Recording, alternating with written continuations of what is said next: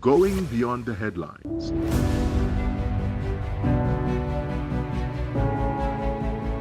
Asking the questions you want answered. Exploring government policies and how they impact you. We are delving deeper.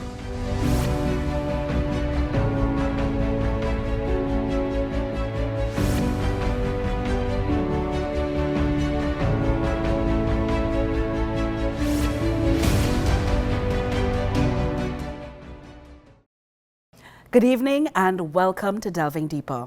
I am your host, Ayana Carter. Joining us this week is Senator the Honorable Hasil Bacchus, Minister of Digital Transformation.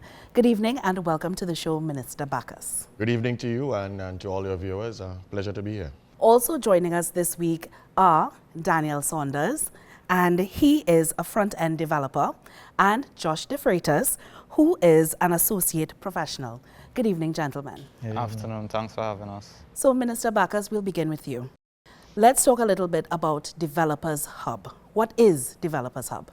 Developers Hub was born out of, we have three pillars in the Ministry of Digital Transformation in terms of things that we're trying to impact.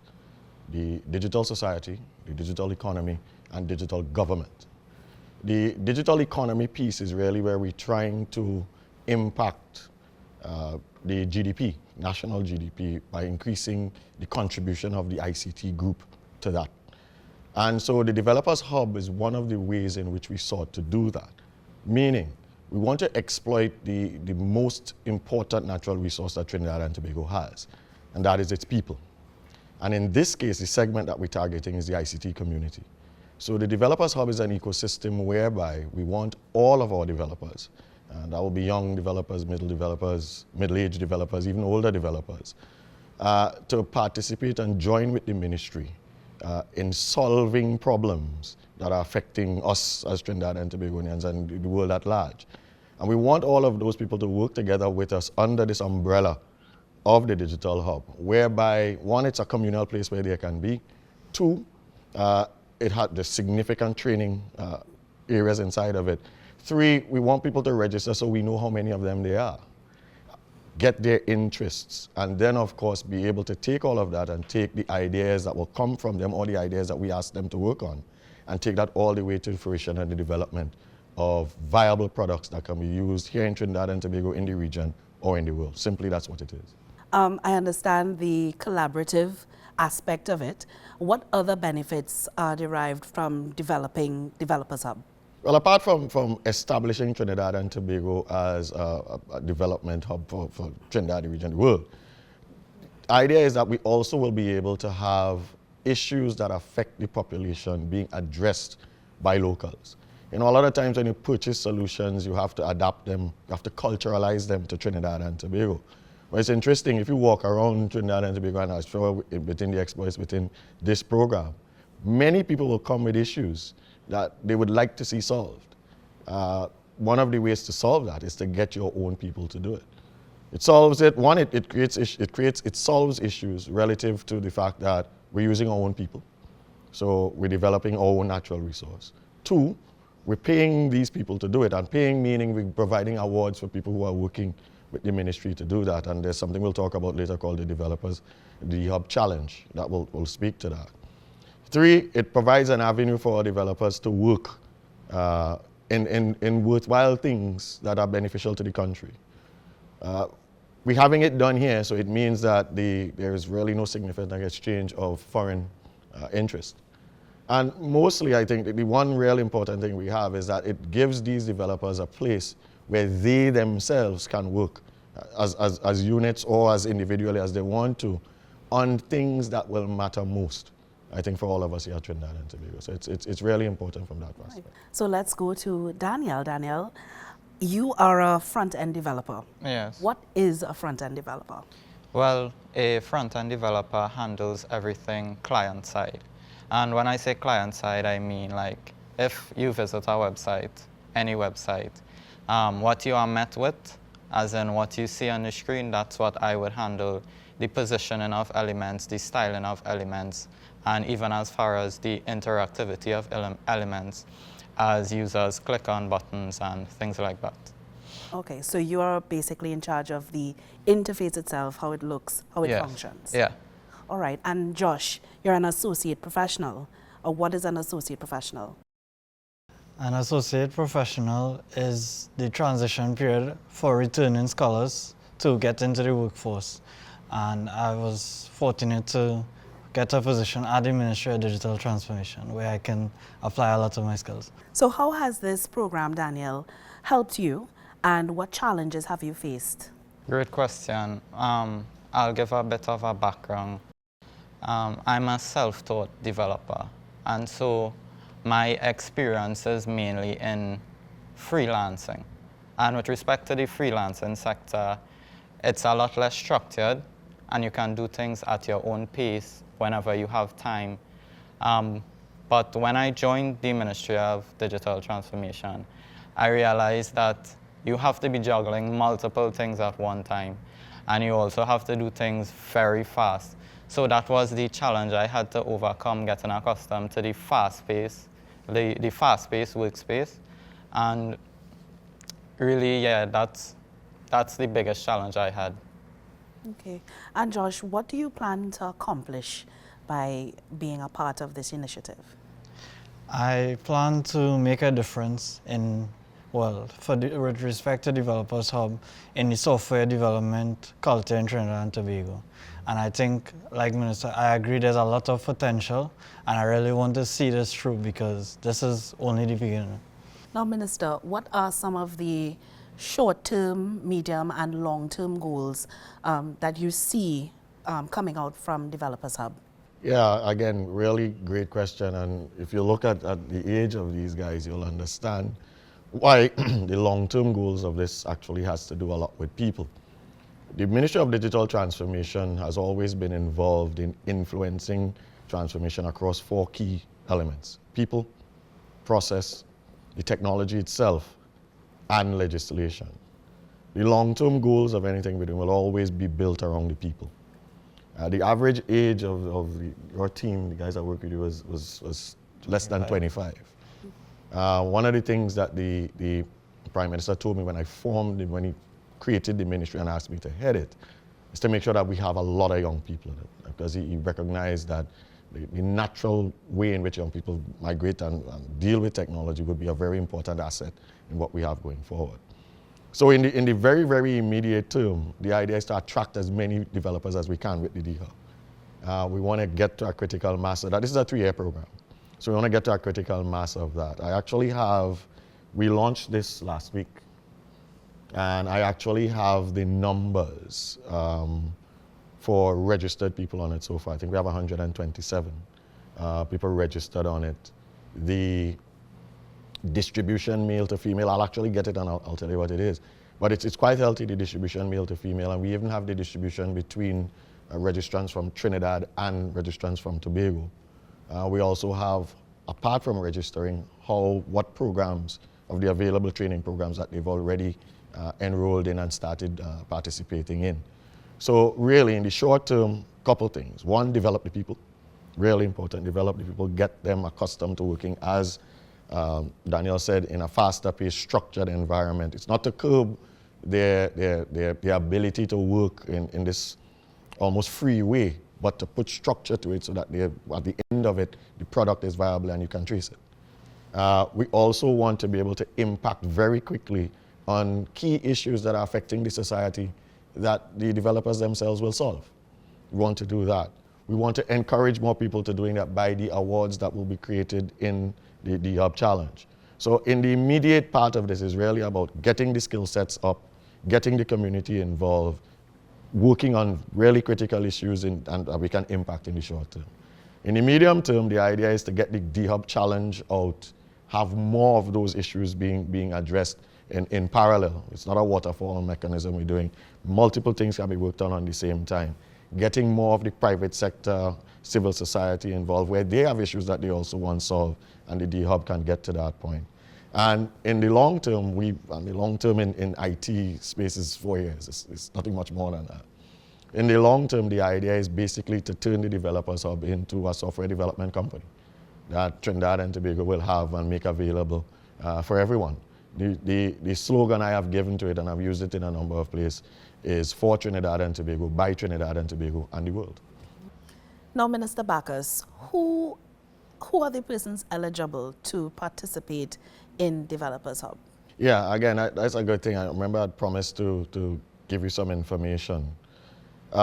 It's really, at this instance, for people 18 years and over. Our plan is to eventually go into the secondary schools and the primary schools, but in this initial phase, we're really dealing with people 18 years and over. We also want it to be, it can be like they are individuals or small teams, 6 and under, even small micro businesses that have those small numbers. And what we've gotten so far since we've done this, and we've been at this, I mean, less than a week, we have 120 people registered, persons registered on it with 120 active accounts. It's not that they've just registered, but they've registered and they're actually active in the accounts. The distribution, 15% female, 85% male, and I want to implore our female developers to please come on board and register. It is important that we do that. In terms of the distribution of the registration, this helps a lot. 18 to 29 years, 31%, of which they look like these people. 31 to 39 years, which is still a lot younger than I am, 35%. 40 to 49 years, 24%. So what you would find is that the majority, the vast majority of people who have enrolled so far and are active on this are between the ages of 18 and 49, with the highest emphasis, of course, being between 18 to 39. 50 to 59 years, you have 9%, and over 60, we have 1%. So people are there. The Trinidad and Tobago distribution so far, 95% people from Trinidad have registered and are active, 5% from Tobago. And again, I want to ask my Tobago counterparts to please go on to there's nothing that is different whether you live in Port of Spain or you live in Scarborough, you live in Carpe Chima, you live in Charlottesville. It's the same access to what you need. All of the tools will be available to you once you register. Out of that 120 active people, 64 enrollments for courses will happen. And I can tell you what the most popular course is so far. It's an open source licensing basic software developer program. About 38% have done that. And then the Node.js would always be fairly thing. Node.js application development is at 16%. What that says is, one, there is interest. This is only, like I said, it's only a few days old. Two, people have gone on and are already availing themselves of the vast array of training opportunities we have. We have training from Linux, etc. And we're adding to it all the time. It's not that it's stagnant. We'll continue to add training programs to it. They are available and they are at no cost to the registrant. It's not that they don't cost anything, but there are no cost. There's no cost to the registrant. We at the Ministry of Digital Transformation and by extension the government is bearing that cost. All of this is in preparation, like I said, for what is going to happen with the Developers Hub Challenge. But more importantly, it is adding capabilities and capacity to the local ICT developer arrangement. So that's the information I'm moving. Now, the Developers Hub Challenge keeps coming up in your responses. Yeah. So just give us a little bit of information on the Developers Hub Challenge. Yeah, I can give you a little flavor of it. We're going to have a launch of that. It's going to be it's probably launch early in July, a couple of weeks from now. The intent here is to, and it's going to happen in a couple of phases, but the first phase, what we're going to do is to have developers who are registered on the D-Hub. That's one of the things that you need to be. Nationals of Trinidad and Tobago who are registered on the D-Hub. We are going to ask you, and you're going to go through a series of things about issues that we can address that are pertinent to the society here. When we say, in this instance, we will put out a series of them. People can look at them and say, the developers will say, okay, I think we can work on this one, we can work on that one, we can work on this one. We will work with you to develop a proof of concept. You get to the point where the proof of concept is accepted and so on. While all of this is happening, we're not paying you for this. I want to be clear in this. We will issue awards for people who have done successful and been successful in their submissions. Get to the proof of concept phase. We look at those, we evaluate them. There's an evaluation committee. The criteria, all of that will be published. So it will be a transparent process. Committee will be formed to look at all of that. And then once you get to the proof of concept phase and we say, yes, this is something that is viable to get and turn into a mainstream product, what you would find is then that we, apart from progressing with a further award, we also now start putting you with other people, mentoring people, business people, etc., to develop that product into something that is going to be launched into the public space.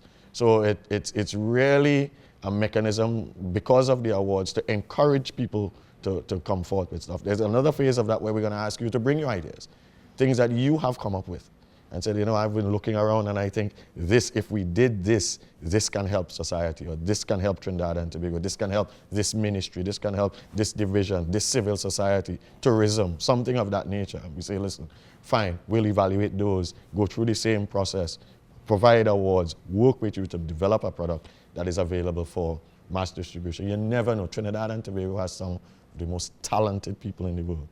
You would be surprised what they have come up with already in terms of suggestions and how powerful what we have.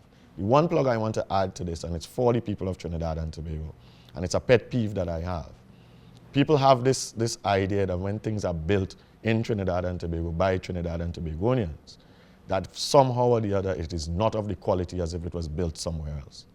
I want to dispel that, and people who would have gone on to the portal that is associated with registration for this, you will find that it was built right here in Trinidad and Tobago by these guys and the team, well, like I said, 125, and they're all Trinidad and Tobago national. And I dare you to go around and look for one that has greater functionality or anything in it, or if we find anything deficient in that. The things we can build and develop here in Trinidad and Tobago will stand the test of scrutiny and quality anywhere, any part of the world and in the globe.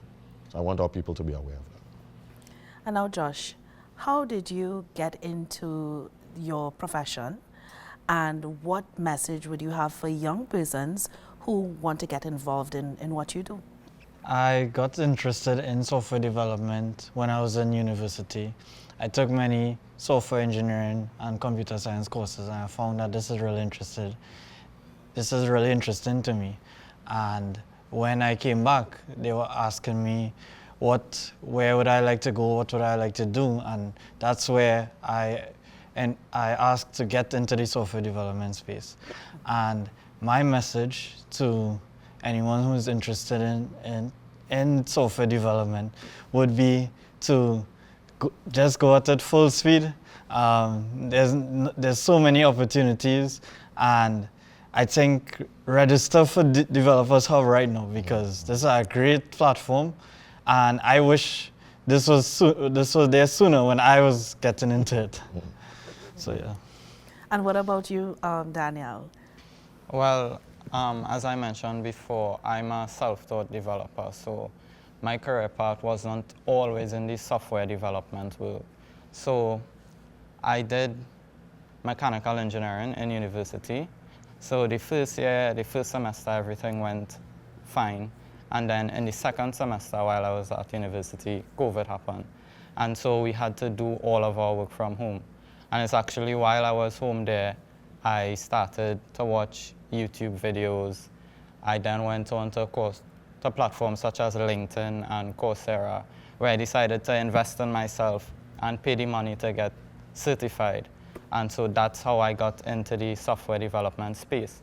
But if I had advice to someone who would reach somewhere like where I am today, I think I'm still along my path on my software development journey. But I would say to, as just said, sign up for the D-Hub now, because when I was starting off, I had to go and pay to invest in myself. We have free courses now with between 300 to 600 USD once you sign up for Developers Hub.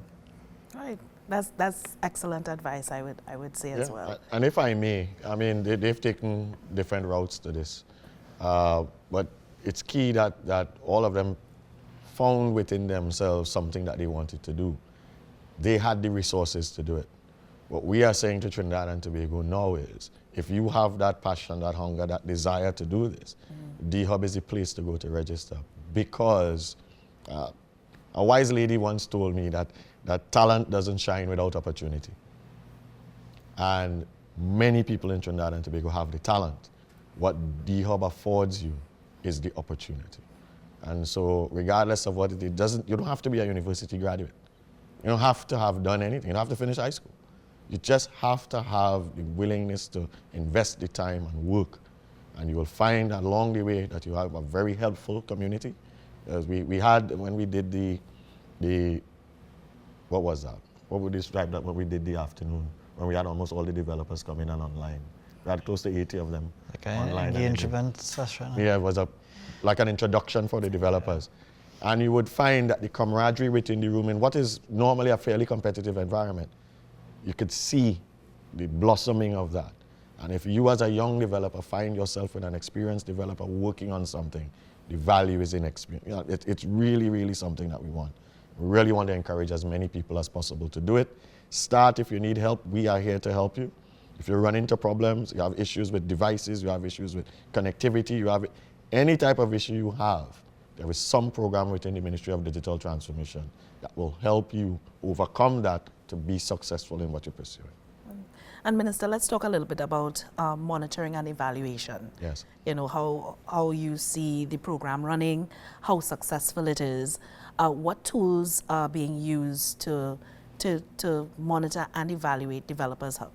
You know, I want to put a plug for the UNDP. They've been with us from day one with this. We acknowledged them when we did the launch. I want to acknowledge them here as well. And with them, we also got some assistance from a company out of Lithuania, the NRD people. And they were here to help us because in Lithuania, actually what we are doing, they've done quite successfully so.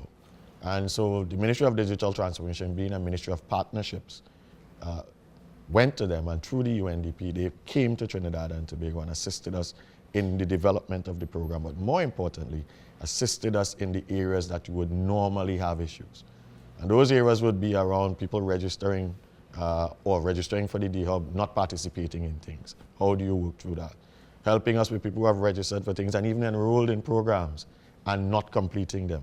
How to monitor that, how to reach out to them, what mechanisms you need, what channels you need to do, what information you should gather at the beginning during the registration process so that you can channel and align the goals and where people need to be with the proper curriculum to get them to that point.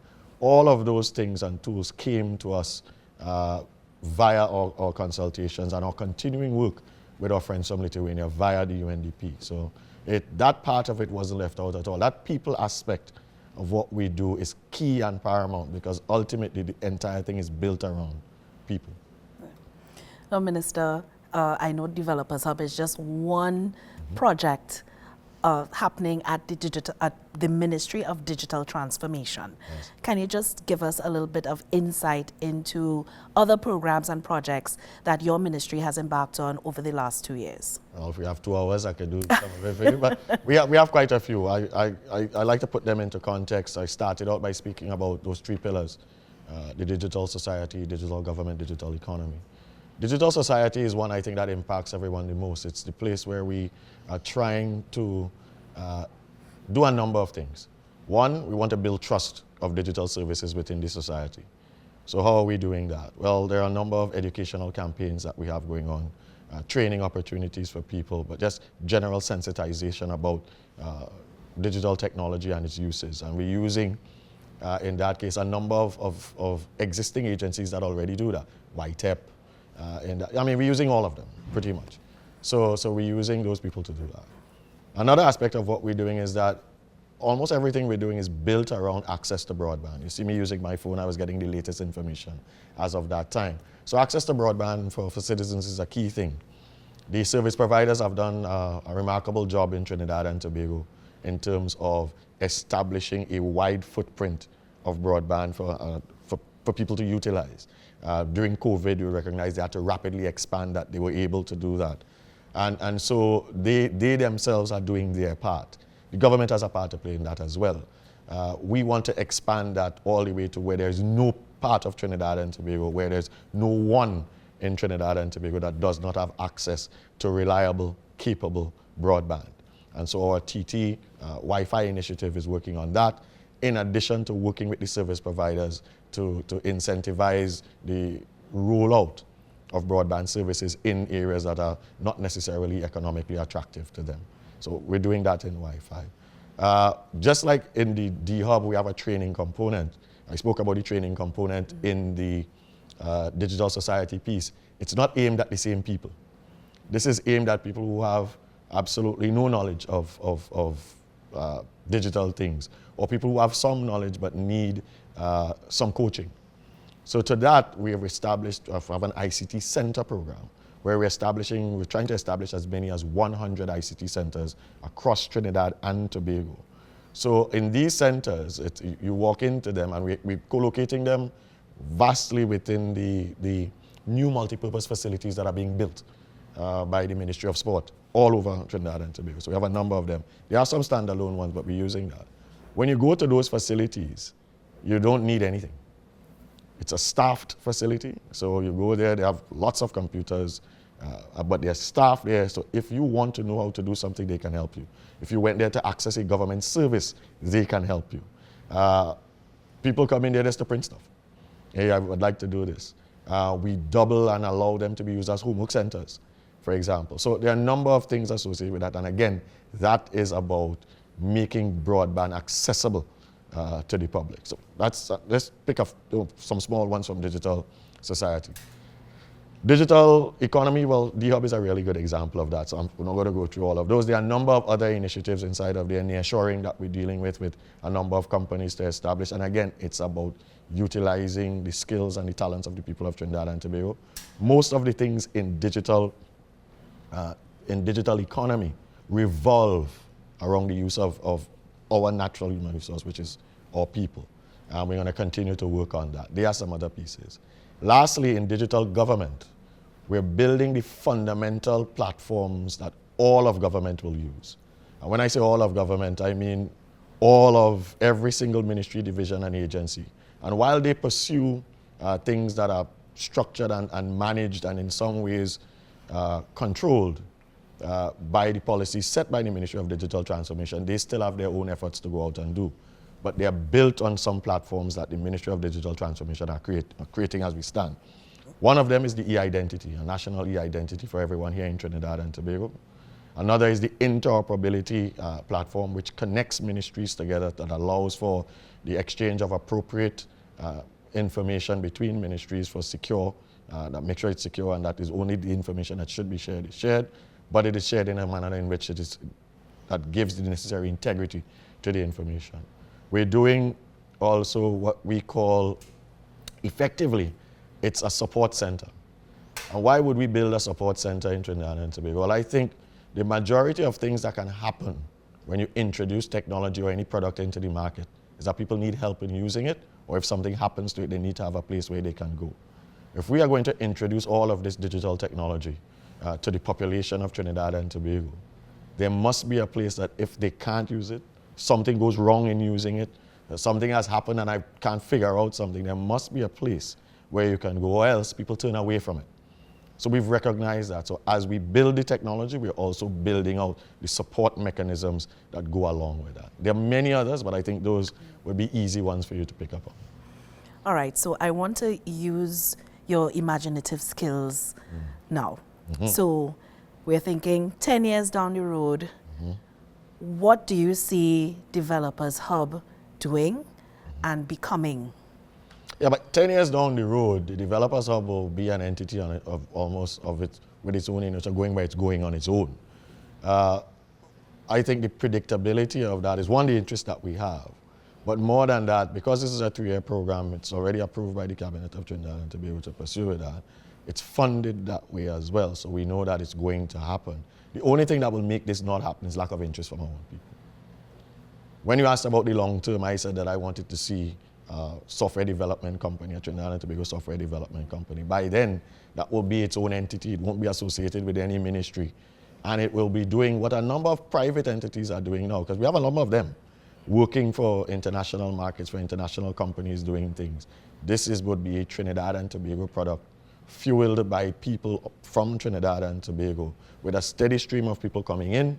By 10 years from now, these guys will be mentors and older guys and would have built many services under their belt, and they will be helping the incoming generations of doing this. And that will be all off on its own, providing Trinidad and Tobago, one, with significant notoriety, I think, 2, significant sources of income, and making an even larger contribution towards the GDP of Trinidad and Tobago from the ICT community. All right, so for all of our excited viewers, after all this information from you, Minister, and Josh and Daniel, how do we register? You guys want to take that one? I can take it. Good. Sure. You go to dhub.mdt.gov.tt. You'll see our beautiful landing page, and there's a button on the top right, register or become a member now. And you just click it, it'll take you, and it'll take you to a form, and you can provide your information. And it's very simple and very easy. Right, well, excellent. There's a reason why I asked them to do it. They built it. Yeah, I remember you said that they yeah, were responsible. They should know very well how to do that. It's quite simple. The information on the form is quite easy. It takes a couple minutes to do it. It doesn't take that long. You get your information from there. You have your login from there. And once you become a member, a registered member of it, all of those training opportunities are there. Keep checking on it because it's going to increase all the time. We will then have your contact information, track your progress on your programs. You have ways to get in touch with us. We have ways also to get in touch with you. If you have issues, you've started something, you're having problems, check with us. We have people that are there all the time to look at it. If you have issues, there are contact places there for you to use as well. And strange enough, guess who you will be in contact with? Josh and Daniel. And the rest of their team. And their team, Yeah, yes. so that's how that will work. Oh, okay, excellent. So, Daniel, do you have any final thoughts? Not in particular. I just like to re-emphasize that you can register today to get access to a host of free courses. And I just like to re-emphasize again the value of the courses is between $300 to $600 US. So it's in your best interest to register and get started learning today. All right. And what about you, Josh? I would say look out for new stuff because this is only the beginning. And we have a lot more courses coming as well. And like Daniel said, it's up to you. It's for you. So register today and start learning. And Minister, you have the final word. Yeah, I wanna put out a plea to Trinidad and Tobago. I recently sat at the Public Service Awards and I was making a comment and an observation. I want to do the same. It hasn't been directly reflected in the numbers yet, but I want to reach out to our female developers. I want them to register and become part of this. I sat on a panel in the Public Service Awards and it was interesting. Myself and Kirk Henry were the men on the panel, and I had Minister Gopi Schoon sitting next to me and Minister Nyan Gaspi-Dolly sitting next to me, and on the table that I was had Minister Donald Cox and Minister Alison West on it.